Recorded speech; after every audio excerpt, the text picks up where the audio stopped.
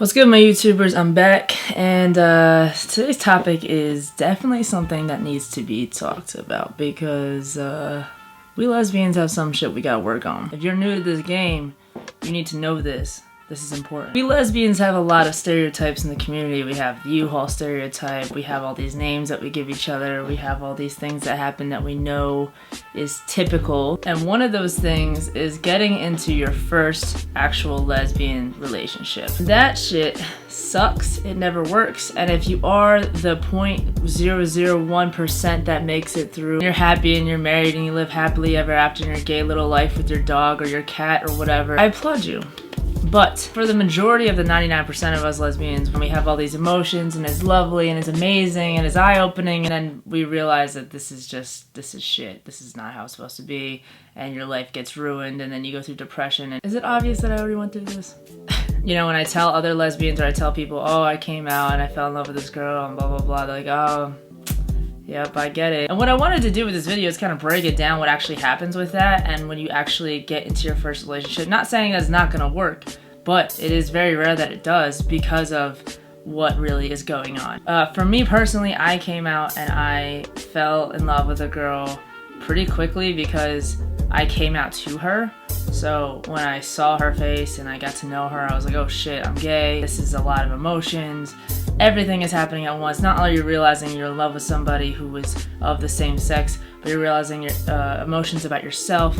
You're realizing all these things in the universe that just never made sense before this day and age. You're just flooded with emotions and you're overwhelmed. For me personally, my first experience was very emotionally driven because it was long distance for a very long time, almost a year. And for me, I'm a very emotional, hypersensitive person, and so was my partner at the time. So you can imagine all the shit that was going on, and it also caused me to move and do all these dramatic things with my life. And in reality, when you go back and you think about all these things, especially when you get older and you mature, you realize that like it's not realistic. Especially when you first come out to somebody, you're flooded with emotions, you're flooded with feelings with yourself. You haven't had time to experiment what you really like and what you've done in your life and kind of put it all into one. You just need to experience shit when you come out.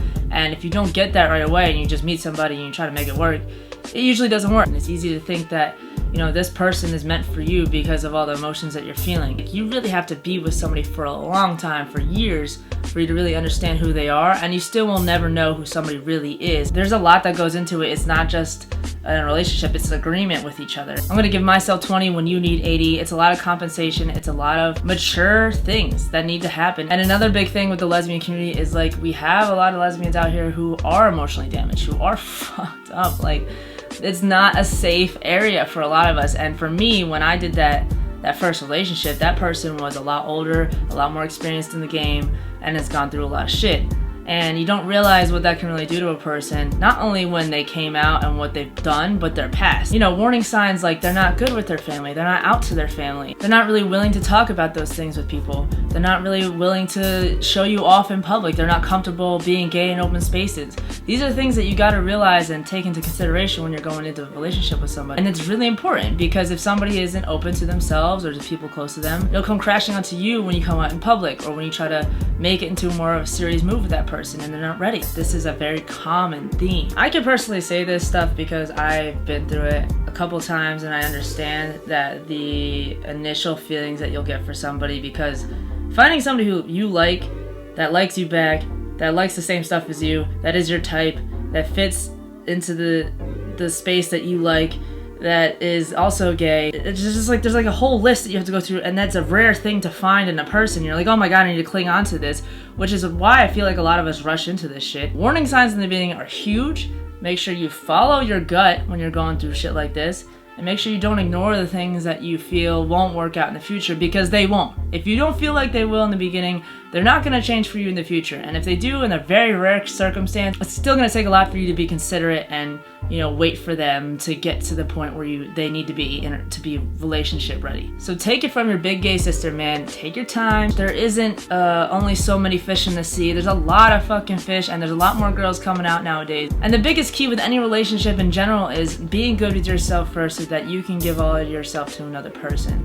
And if you're not 100% or if you're not entirely ready, it's not the best idea to put yourself out there for somebody who is ready, or vice versa. Make sure y'all are thinking here, not just here. Remember this when you're going into something. Don't say I didn't tell you so. And for all of y'all who follow my Instagram, if you haven't, you should.